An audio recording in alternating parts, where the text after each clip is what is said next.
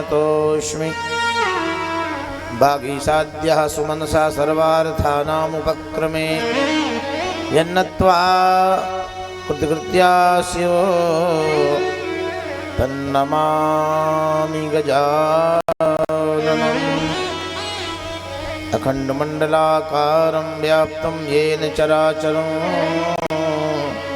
तत्पदं दर्शितं येन तस्मै श्रीगुरुवे।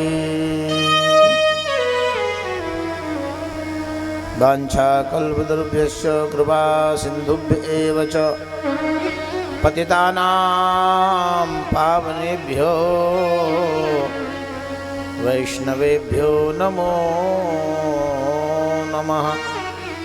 सीतानाथ समारंभां श्रीरामानन्दार्य मध्यमाम् अस्मदाचार्यपर्यन्तां वन्दे गुरुपरम्परा। निगमकल्पतरोर्गलितं फलं सुखमुखादमृतद्रवसंयुतं पिबत भागवतं रसमालयं मुहुरहो रसिका भुवि भावुकः। जय जय श्री राधारमण जय जय नवल किशोर जय गोपी चितचोर प्रभो जय जय माखन चोर। जिसने अपनी सौंप दी प्रभु को जीवन डोरी उलझ कभी सकती नहीं पकड़े अवध किशोर। प्रेम से बोलिए भागवत भगवान की। तेरी पार करेंगे नैया भज कृष्ण कन्हैया पार करेंगे नैया भज कृष्ण कन्हैया। तेरी पार करेंगे नैया भज कृष्ण कन्हैया पार करेंगे नैया भज कृष्ण कन्हैया। पार करेंगे नैया भज कृष्ण कन्हैया। पार करेंगे नैया भज कृष्ण कन्हैया। कृष्ण कन्हैया बलदाऊ जी को भैया कन्हैया बलदाऊ जी को भैया। श्री कृष्ण कन्हैया बलदाऊ जी को भैया कन्हैया बलदाऊ जी को भैया। मेरी पार करेंगे नैया भज कृष्ण कन्हैया। पार करेंगे नैया भज कृष्ण कन्हैया।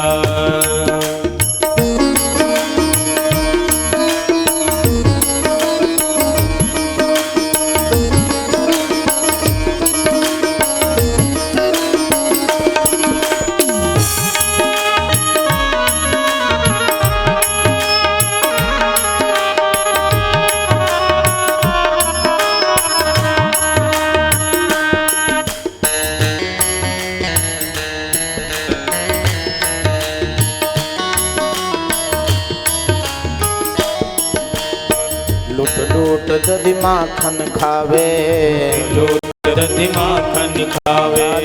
लूट दधि माखन खावे लूट दधि माखन खावे। वृंदावन में गाय चरावे वृंदावन में गाय चरावे।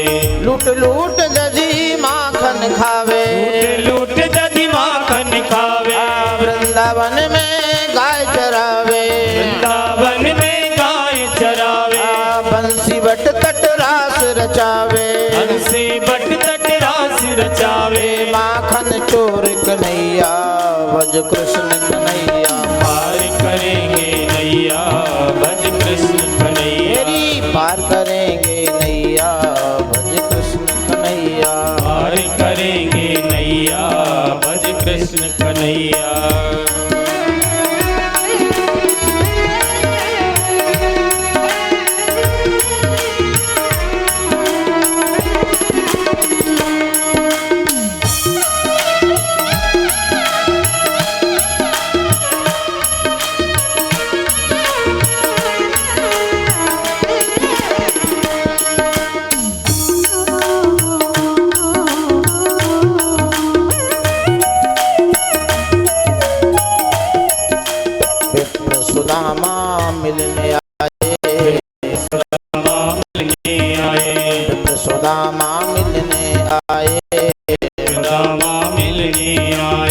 भगत सुदामा मिलने आए, भगत सुदामा मिलने आए।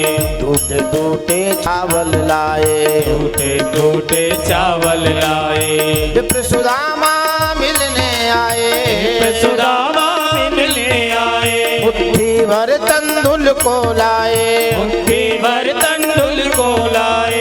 प्रेम सहित प्रभु भोग लगाए, प्रेम सहित प्रभु भोग लगाए। कह के भैया भैया भज कृष्ण कन्हैया, पार करेंगे नैया भज कृष्ण कन्हैया, पार करेंगे नैया भज कृष्ण कन्हैया, भज कृष्ण कन्हैया, भज कृष्ण कन्हैया, भज कृष्ण कन्हैया, भज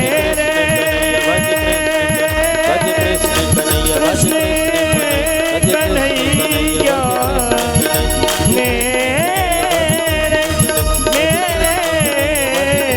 कृष्ण कन्हैया मेरे कृष्ण कन्हैया।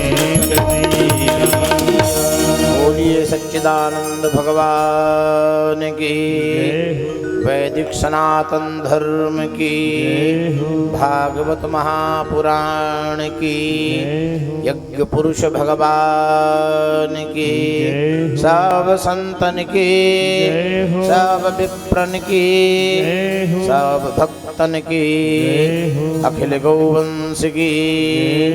जय जय श्री सीताराम। अकारण करुणा वरुणालय, भक्तवांछा कल्पतरु, अखिल कोटि ब्रह्मांड आदिनायक सर्वेश्वरेश्वर भगवान यशोदानंद संवर्धन लीला पुरुषोत्तम श्री बिहारी जी महाराज की करुणा कृपा के कारण मंगलमय श्रीमद् भागवत सप्ताह ज्ञान यज्ञ के चतुर्थ दिवस की आनंदमयी बेला में हम आप समवेत होकर के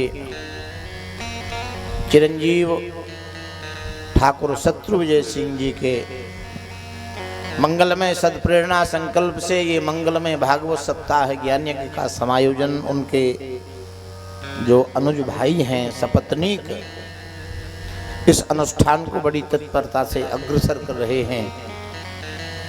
हमारे व्यासपीठ पर विराजमान हमारी भागवत कथा में संगीत की आहुति प्रदान करने वाले सरस्वती के वरद पुत्र एवं इस भागवत पीठ की नैया के कुशल संचालक श्री विजय कुमार सिंह जी, प्रधानाध्यापक एवं समागत देवताओं, वंदनीय देवियों।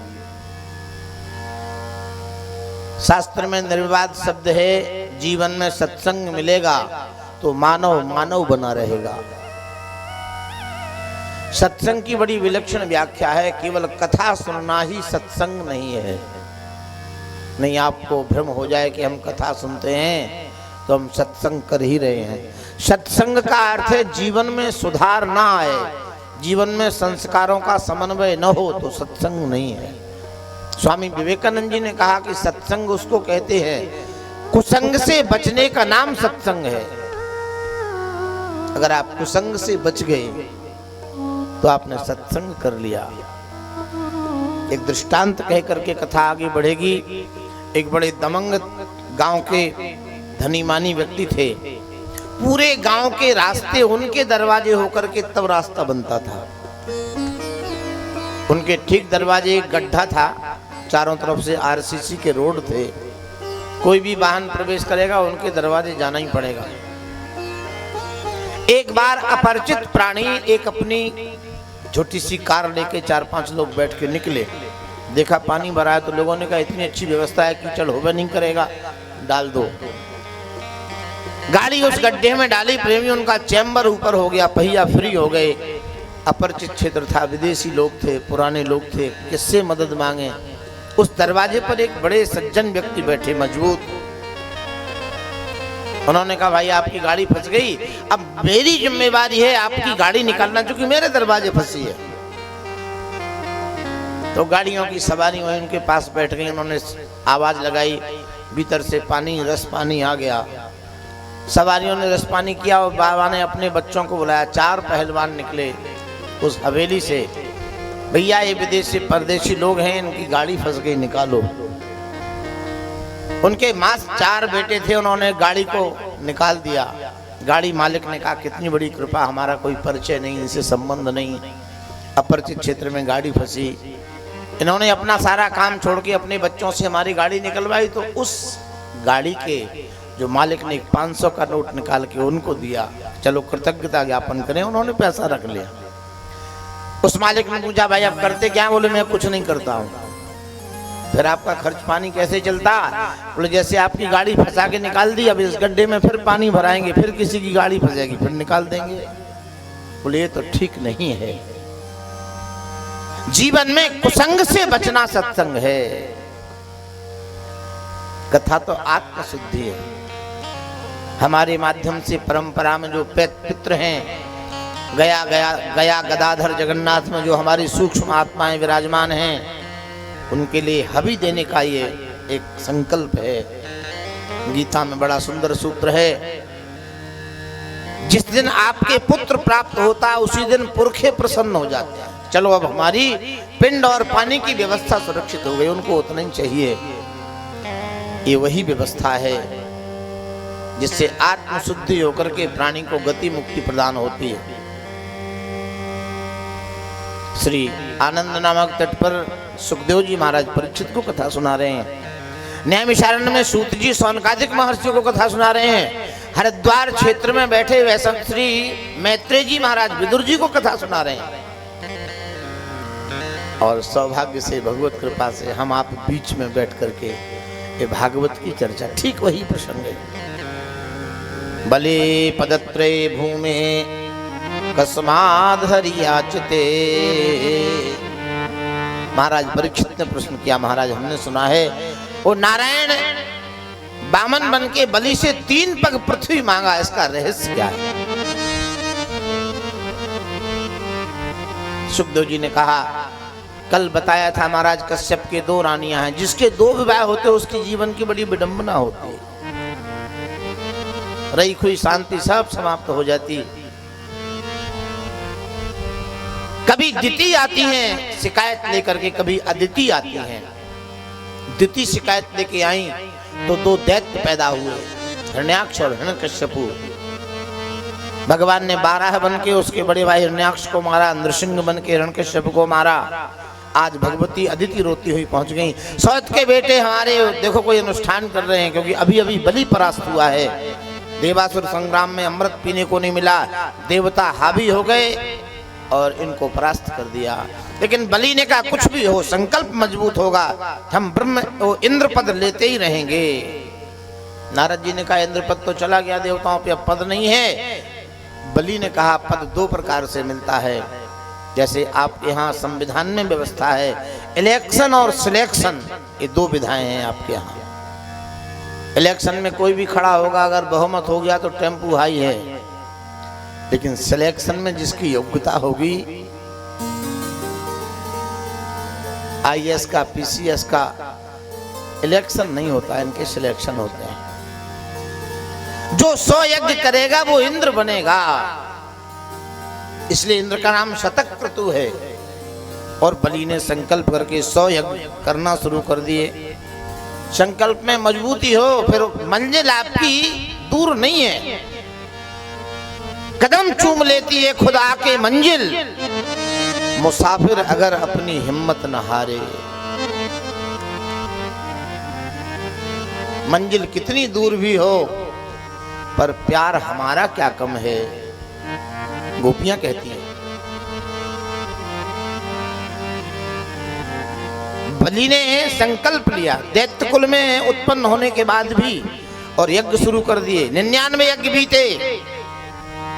100वें यज्ञ में अदिति के गर्भ से, क्योंकि कश्यप जी ने एक देवी अदिति को व्रत बताया, इसको पयोव्रत कहते हैं। जिनको उत्तम संतानें चाहिए वो ये पयोव्रत करें। ये फाल्गुन अमावस्या से शुरू होता है और चैत की अमावस्या 30 दिन का व्रत है केवल।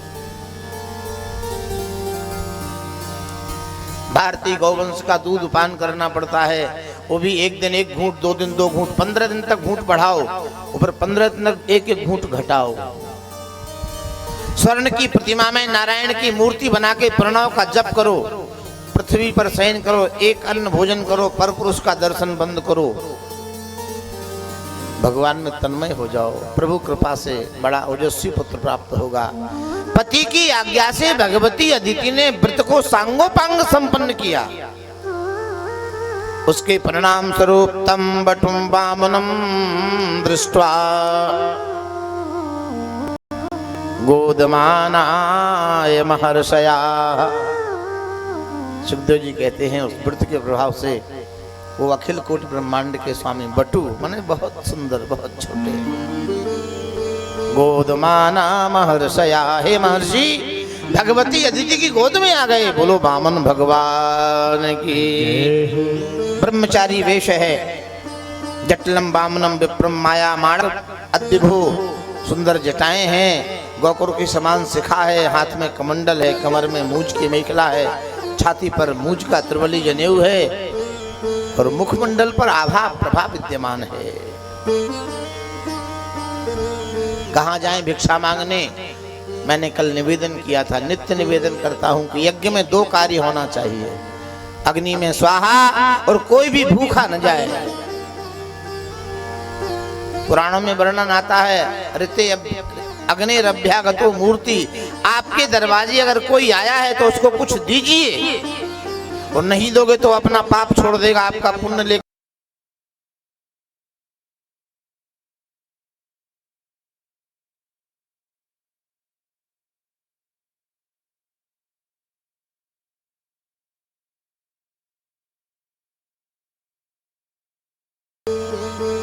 इसलिए हमारे देश की, हमारी समाज की पवित्र परंपरा है और इससे संबंध ताजा रहता है। संबंध अगर ताजा रखना, 3 काम करो, साथ में बैठ के खाने पीने से, बाजार में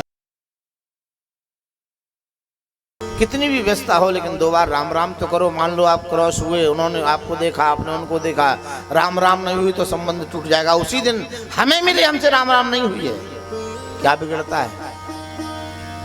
आने जाने से, साथ में भोजन से,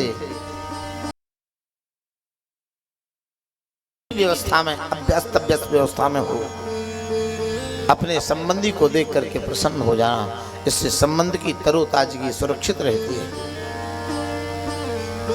भगवान ने विचार किया, कहाँ जाएं भिक्षा मांगने? चलो यज्ञ हो रहा है, कहीं मांगना नहीं पड़ेगा, और यज्ञ में उदारता होनी चाहिए। वित्त साठ्यम ना कुर्या, लिखा है भागवत ने, जो यज्ञ करे वो लोभ न करे, क्योंकि जीवन में एक बार करना है।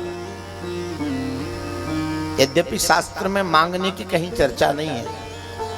आज हमसे कोई कह रहा, महाराज जी आप सूचना नहीं देते। मैंने कहा मैं कथा कहता हूं केवल, भागवत में मांगने की कहीं कोई बात नहीं। गोविंद स्वयं विराजमान है, जो भाग्य में होगा मिलेगा। वित्त साठ्यम ना कुर्यात्, जहां जैसे धन की आवश्यकता हो वहां उतना धन खर्च करना चाहिए। कन्या विवाह में जितना धन खर्च होता है उतना ही धन, तादृशी, ऐसा लिखा।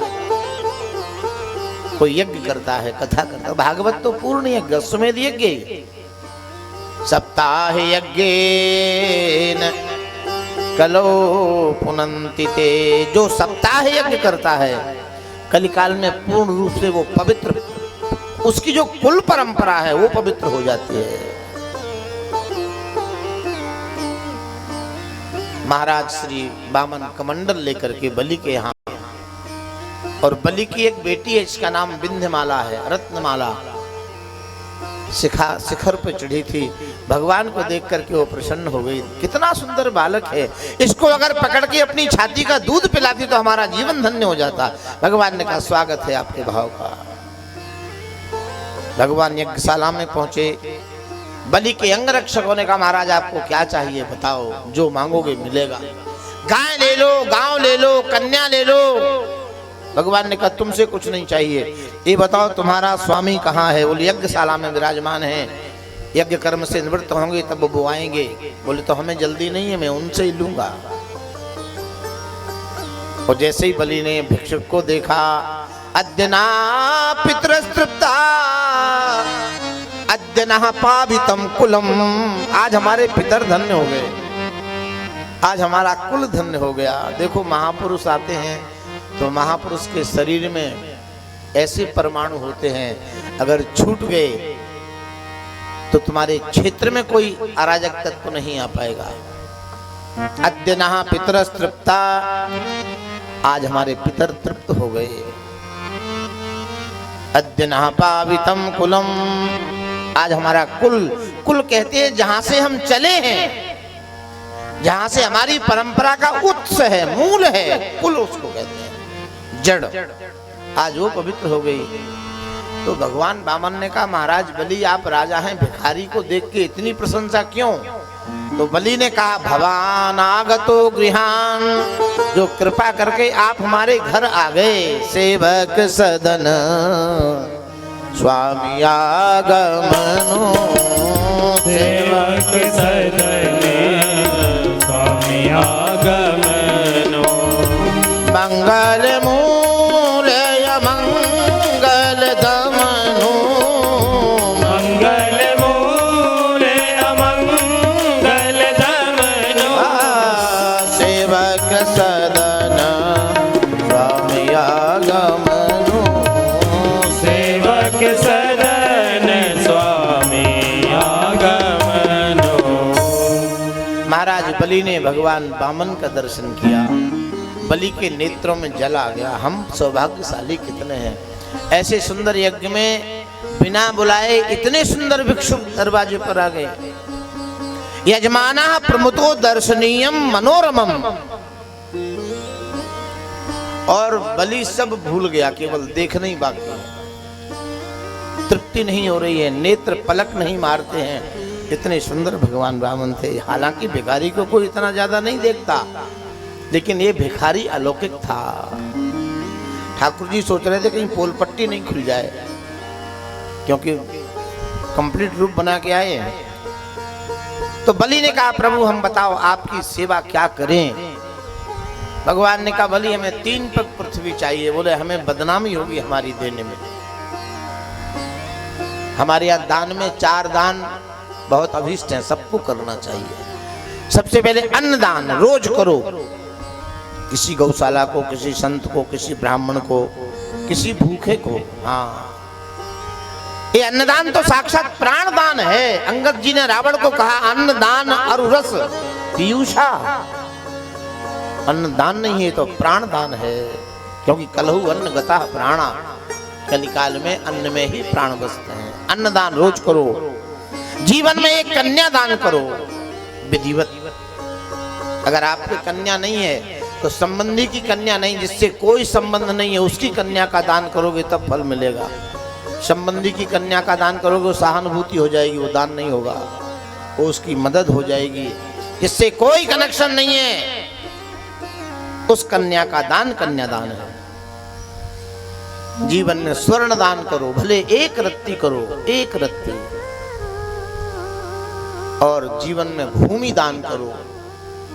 पृथ्वी का दान बहुत बड़ा दान है, और भूमि दान करने की हिम्मत नहीं है तो उतनी पृथ्वी में बड़े सुंदर फली वृक्ष लगा दो, ताकि फल जो जो खाएगा वो भूमि दान का ही महत्व होता है। 4 दान शास्त्र में ये केवल और केवल परम गति और समाज में जो व्यवस्था है उसका बिल्कुल सामंजस्य बनाती है। जो देता है सो दान, जो नहीं दे सो नादान। करना चाहिए। अच्छा, दान की महिमा भगवान समझा रहे थे बलि को, तब तक गुरुदेव आ गए। गुरुजी ने देखा कि बहुत भीड़ लगी है, यजमान अब तक नहीं आया। बलि भगवान के दर्शन में आनंद ले रहा था। बोले छोड़ो, जिनके के लिए यज्ञ किया जाता वो यज्ञ हमारे यहाँ आ गया। यज्ञो वै विष्णु। भगवान के चरणों को देखा, कोमल कोमल लाल लाल चरण थे, ताजे खिले कमल के समान। बलि की छाती धक धक कर रही थी। पेशे से तो भिखारी हैं, लेकिन दर्शन तो अब क्या कहें। शुक्राचार्य जी ने कहा, बलि तुम समझ गए इनको? बोले नहीं। तो शुक्राचार्य जी बोले, इधर आओ हम बताएं ये कौन है। शुक्राचार्य जी की एक आंख बड़ी तेजवान है, सबको देख लेते हैं। ऐस भाई साक्षात विष्णु, ये वही विष्णु है। कौन? बोले देवानाम कार्य साधका, जिसने अभी अभी अमृत बांटने में कपट किया, ये वही है। इनको जल्दी कह दो तुम जाओ यज्ञ के बाहर। बलि की निष्ठा और बढ़ गई। गुरुदेव ऐसा कहते हो आप? अब तो हम अवश्य देंगे, क्योंकि जो नारायण हमारे यहाँ भिखारी बन के आया,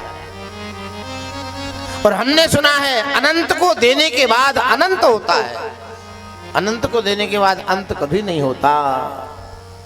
भगवान को जितना दोगे उससे अनंत तुम्हारे यहाँ वापस आएगा। राम नाम के कारण सब धन डारो खोए, मूर्ख जाने गिर गयो, दिन दिन दूनो हो। हम जरूर देंगे महाराज। भगवान ने कहा देखो गुरु चेला की सलाह हो गई हो तो दो। बलि ने कहा प्रभु 3 पग पृथ्वी, बड़ी शर्म की बात है, तो हम अपने लंबे चौड़े राक्षस बुलाते हैं जो 52 गज के हैं। आप तो नन्हे बालक हैं, आप कह रहे हम अपने पग से नापेंगे, तुम बालो बालिस्मती। बलि बोला महाराज जैसे आप बच्चे हो वैसी बचकानी बुद्धि है। भगवान मुस्कुरा पड़े। भगवान ने कहा नहीं देखो बलि हम अपने ही पग से नापेंगे। बलि ने कहा प्रभु तो आपका इतनी भूमि में होगा क्या, ना पाठशाला बनेगी, ना गौशाला बनेगी, ना पाकशाला बनेगी। भगवान ने कहा हम 3 पग में ही रहते हैं। वेद कहता है त्रिपाद श्याम मृदन दिवी, त्रिपाद विभूति ऐश्वर्य जो है भगवान के एक चरण के नीचे दबा रहता है। और जिस संसार में आपको जो सुख दिख रहा है कहीं भी, वो भगवान की एक बूंद मात्र से सीकरते त्रैलोक्य सुपासी। सीकर कहते हैं जैसे छाछ में एक झाड़ू की सीख डालो, आप उसको ऊपर उठाओ, सीख के नीचे जो एक बूंद आती है ये सीकर है। इतनी बूंद मात्र सत्ता में पूरा विश्व आनंदित है, सुखी है। और जिसको पूरा का पूरा मिल गया हो उसके भाग्य का वर्णन कौन कर सकता है। सीकरते त्रैलोक्य सुपासी, सो सुख धाम राम वसनामा। ये वही विष्णु हैं, इनको मना कर दो। बलि ने कहा नहीं महाराज हम तो देंगे। हाँ प्रभु ले लो आप। भगवान ने कहा ऐसे नहीं लेंगे, संकल्प करो। कोई भिखारी मांगने आवे, कोई महात्मा, कोई ब्राह्मण मांगने आवे, आपने सीधे रुपया दे दिए, कुछ वस्तु दे दी, ये दान नहीं हुआ, ये तो सहयोग हुआ। तो दान बोले दान में संकल्प होना चाहिए। एड्रेस कंप्लीट होगा तो मनी ऑर्डर कंप्लीट जगह पे पहुंचेगा उचित। क्योंकि दान इसलिए किया जाता है कि आपकी आत्मा जिस दिन शरीर छूटेगा उस दिन हमारे 3 शरीर अलग अलग होंगे। स्थूल संसार में पड़ा रहेगा, सूक्ष्म यमराज के हाथ तैयार होगा, और कारण परमात्मा है। ये हमारे भीतर 3 शरीर हैं, स्थूल सूक्ष्म और कारण। आपको ऐसे समझा दें साइकिल में 3 वस्तुएं, टायर ट्यूब और हवा। टायर स्थूल है, वो ट्यूब सूक्ष्म है, वो हवा कारण है। कंपनी के टायर ट्यूब में हवा ना हो तो बोलो बताओ काम बनेगा तुम्हारा? लेकिन हवा कोई नहीं देख पाता है, काम कमाल सब हवा का है। तो जिस दिन शरीर छूटता है ये हवा परमात्मा है, कोई नहीं देख पाता। सूक्ष्म, और सूक्ष्म का स्वरूप क्या है? आप पड़े रहते अपने घर में बेड में, बम्बे में व्यापार करते हैं, ये सूक्ष्म है। झगड़ा करते हैं, स्वप्न देखते हैं, वो स्थूल सबके सामने पड़ा है। क्षितिजल पावक गगन समीरा, पंच रचित अति अधम। ये अपवित्र शरीर संसार के सामने पड़ा रहता। संस्कार इसी के जो लोग करते हैं, लेकिन सूक्ष्म यमराज के यहाँ तुरंत पहुंचता है, उसको तुरंत ही तलब किया जाता है, क्योंकि तुम्हारा हिसाब किताब वहां होना है। और कारण परमात्मा है। और जब आप बिरजा पार करेंगे संसार से, तो वहां केवल बिरजा कोई पार नहीं कर सकता है। बिरजा नदी एक ऐसी नदी है जिसने दान किया होगा वो पार कर सकता। बस आपने जीवन में जो दान किए होंगे वो दान वहां खड़े रहेंगे, साक्षी देंगे कि हाँ इसने हमें दान किया, आप इसको एंट्री दो।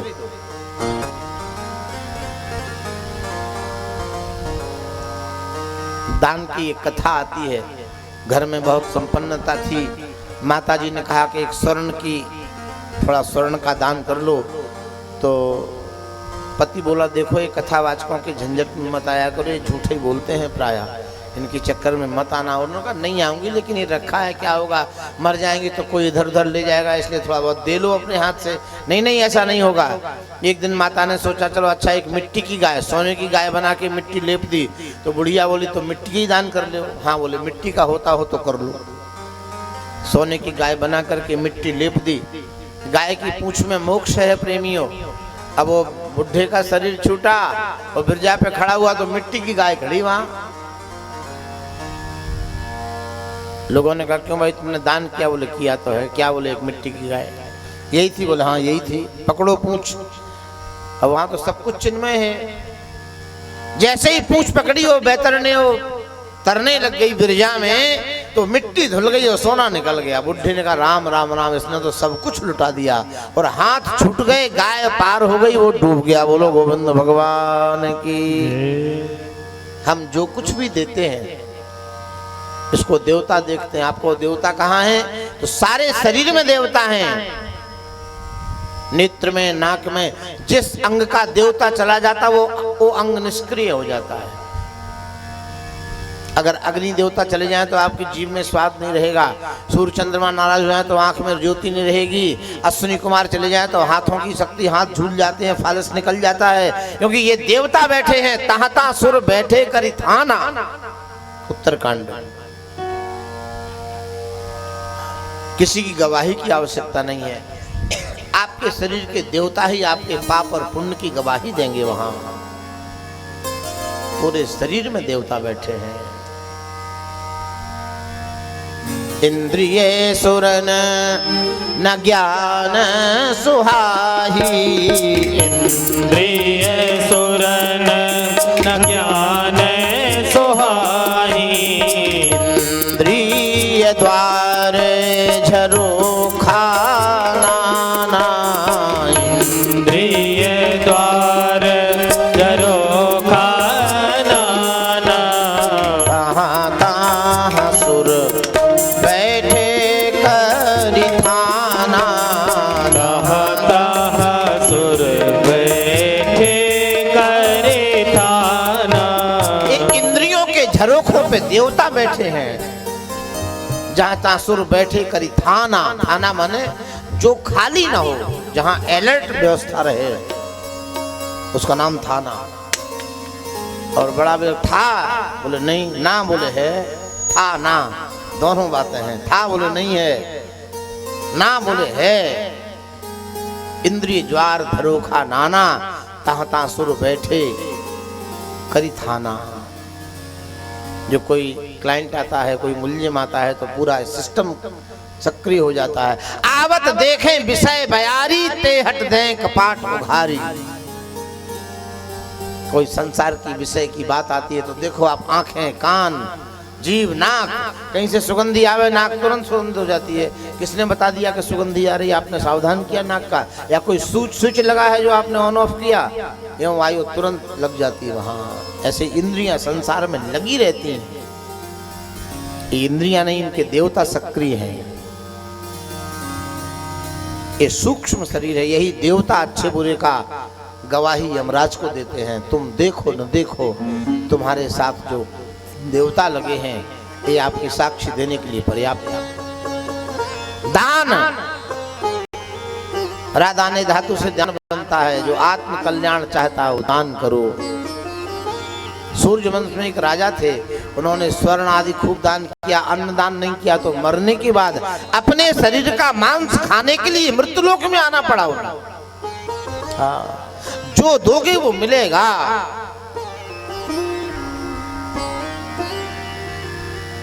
भगवान श्याम सुंदर ने जिस समय युधिष्ठिर राजा हो गए तो एक दृष्टांत सुनाया। बोले एक नगर में एक राजा 5 साल रहता था। नगर के किनारे भयंकर नदी, उस पार भयंकर जंगल, उसमें शेर हाथी रहते। तो 5 साल राज्य करने के बाद राजा को उस तरफ कर दिया जाता तो सिंह खा जाते और वो मर जाता। ये व्यवस्था थी। जैसे आपके लोकतंत्र में पंचवर्षीय ही